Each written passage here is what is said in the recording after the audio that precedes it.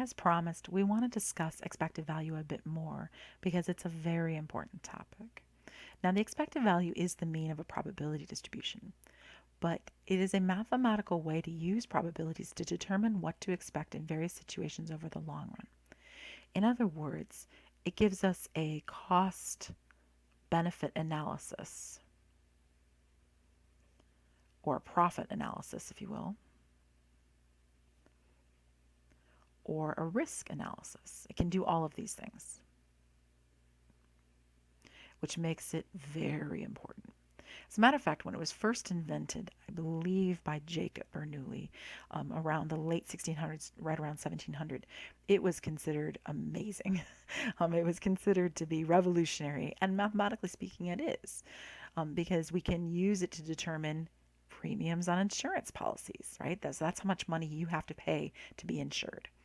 It allows you to weigh the risks of different business ventures, different stocks, different horses you want to gamble on, right? It games of chance, such as horse racing. What will happen if you play repeatedly? What will happen in the long run, right? And that is the advantage of expected value. As a matter of fact, there's a whole business profession named an actuary. So an actuary is a person who deals with the measurement of risk and uncertainty. It's hired by, actually teams of them are hired by pretty much every insurance company, and well, definitely by every insurance company, but how many there are depends on how big the insurance company is. But also lots of businesses hire actuaries. It's a very nice field to go into. All right, so let's look at it in terms of insurance. Since all of us are going to pay insurance at some point for our car, for our house, for our life, right? What is insurance? How does that risk work? And I've simplified this down tremendously just so we can kind of get a sense of how this works. But actual actuarial tables are very interesting to look at. A quick Google image search of actuarial tables can reveal all sorts of different kinds of ones, including the probabilities of death, the probabilities of car accidents, the probabilities, pretty much every kind of insurance that you could have, there will be actuarial tables for them. So they're kind of interesting in their own right. But we are going to look at this very simplified one. Now, this is an actuarial table for an automobile insurance company. It's determined the probabilities for various claim amounts for drivers aged 16 through 21. So just for example, it thinks that 70% of the drivers aged 16 to 21 will not make any claim, and then 15% will make a claim of $2,000, 8% will make a claim of $4,000, and so on and so on, right? So first of all, we need to explain why this is a valid probability distribution. So that's chapter 5 and a little bit of 6.1, what we've already covered, right? So number 1, the sum of the probabilities is 1, right? So you can write that out in words if you want. Sum of probabilities. Oops, if I could spell probabilities right, there's an I in there, is 1, right? If I add these up, 85, 90, 98, 99, 100, sure. Sum of the P of X is 1. Number 2, every probability has to be between 0 and 1. There can't be any negative probabilities. In other words, no negative probabilities. We don't have to worry about probabilities bigger than 1 because we already said it added to 1. So no negative.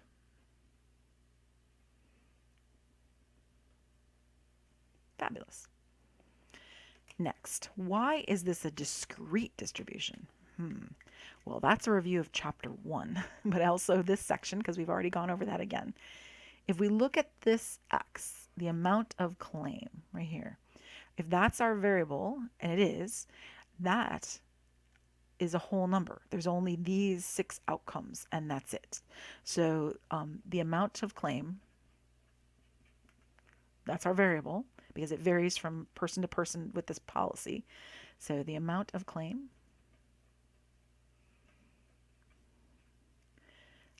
only has 6 finite options.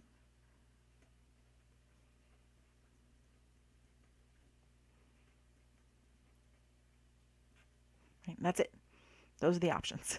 Even if they gave us a longer list, it's fine. It would still be a list of options, and there'd be a finite number of them. And that's what discrete means. They're countable, right? and there's no infinite decimal places, right?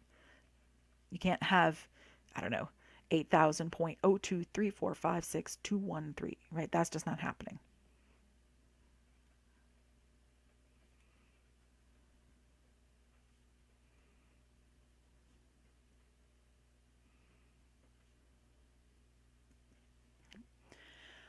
All right, so those are review questions. We've answered those. Now another review question. We're going to calculate the expected value. All right, well, expected value, when you see that question right there, your little brain wants to go off and say mu. I'm looking for the mean. I'm looking for the mu of the amount of claim, right? Because that's my x, my random variable, what changes from person to person. All right, so let's go do that. So we need to go, oops, sorry, I apologize. I'll do StatCrunch first this time, just for fun. I'm going to close the actuarial table. All right, StatCrunch. So I'm going to close this, and then I'm just going to go over here and type amount of claim. And then over here, I'm going to type probability. Oops, it doesn't like me. I've clicked on too many things. There we go. Probability. All right, so then I'm just going to put in the different claims amounts. Be very careful, of course, when you type. You do not want to make a mistake here, because if you do, you'll never be able to fix it. Because, well, you would be able to fix it, but you usually don't even realize that you've done it, particularly with the decimals. So just be careful when you're typing them in. All right, so as we did before, we would go to Stat. So let your mouse kind of hover over that stat. There you go. Calculators and custom. That's how we do these when they are a decimal value. So stat, calculators, custom. My values are in my amount of claim. My weights are not in the P of X. That was for the first one. They're in the probability column. So I'm going to click that and click compute. And there's the mean. And if I wanted to know, but it didn't ask me, there's the standard deviation. But it didn't ask me for that. It only asked me for the mean. So all I'm interested in is the 1100, which goes right here. So the mean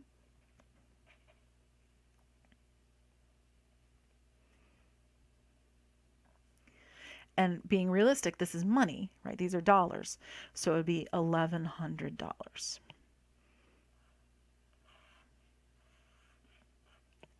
All right, that answered that question. But then they want us to determine what it means in practical terms. Okay, well, the company needs to expect that they will lose $1,100 in each policy, right? So that's the claims that are going to be made. So the company, that's a C, company expects each policy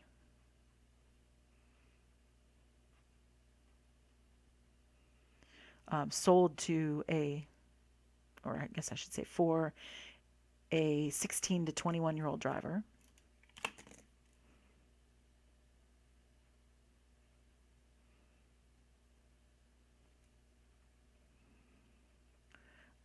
to cost $1,100, right? Now, keep in mind, no one policy can lose 1,100 by this table.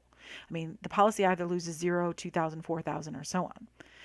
But it's not really about a one policy. It's about how it works in the long run.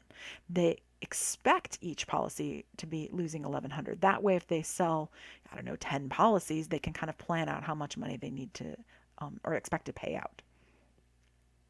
So if they want to make a profit, all right, well, what's profit?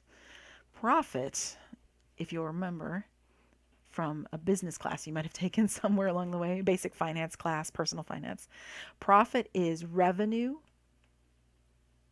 minus cost. Very important to remember for yourself. All right. I'll even give it a little highlight and a little star. It's very important to know. It's gain minus loss, right? It's the amount taken in minus the money that you spent out. So you might also think of it as gain minus loss. That's profit. Oop, sorry. Okay. So they want to make a profit. They want to make more than they're going to lose.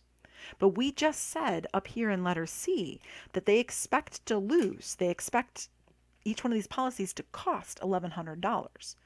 So if they're going to cost $1,100 and we want to make money, right? We want a positive profit, that's kind of implied here, right? Then we should charge more, right? So the average premium is how much you charge for this, right? So when you say premium, that's the amount charged per policy, right? That's what a premium is, how much they make you pay to be insured. All right, well, then the company should charge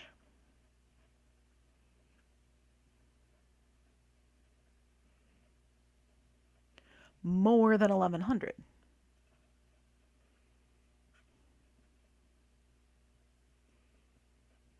In order to, I'll just say, so that the revenue will be higher than the cost, and that way they'll make money.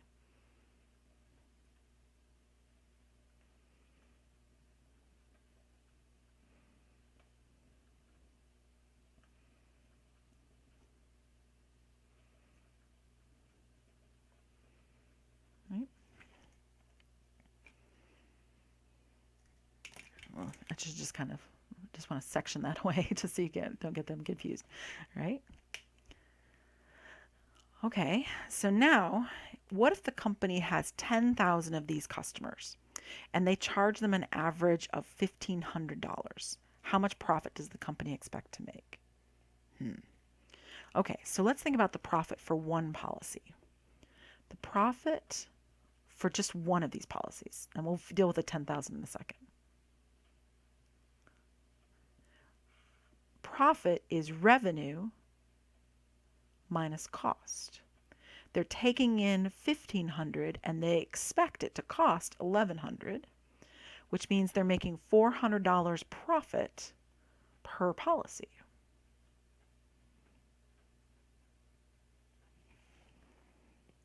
So now if they sell 10,000 of the policies,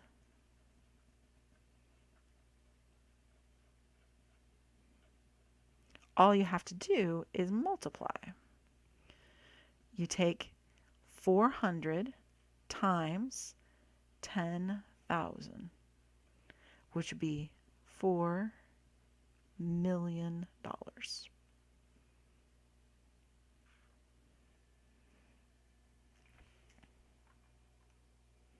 It just occurred to me, I forgot to show you how to do the mean and standard deviation, or excuse me, the mean, the expected value on the calculator. So let me show you that real quickly.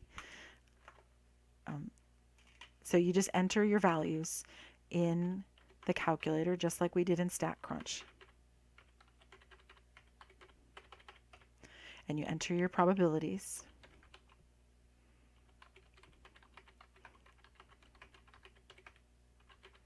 There we go. Then we go to Stat, Calculate, one variable Stat, and we use L1 and L2. Go to Calculate, and there you have it. It's 1,100 right at the top. Sorry about that. I forgot to show you that. And of course, as always, if you need to write yourself notes about how to get it in the TI-84 or how to get it in StatCrunch, please do. Right? And you can always put that information on your note sheet for the exam if you need to remind yourself. So you're going to use Stat Calculators Custom. That's the one we have to use all through this section. So we'll use that for the StatCrunch. For the TI-84, it's one variable stat L1, L2. We have to use our frequency list. So whichever one you want to write, that's fine. So that's your frequency list. So write instructions for yourself so that way you won't forget